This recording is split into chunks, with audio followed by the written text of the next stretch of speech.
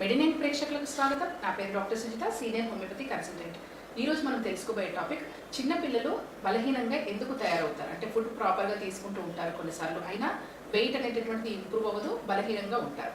Food ప్రాపర్గా తీసుకుంటూ ఉన్నప్పటికీ కూడా బరువు పెరగకపోవడం, సరిగ్గా ఆకలి లేకపోవడం, పదే పదే కడుపు నొప్పి అని చెప్పడం ఒకవేళ నులిపురుగుల వల్ల కావచ్చు.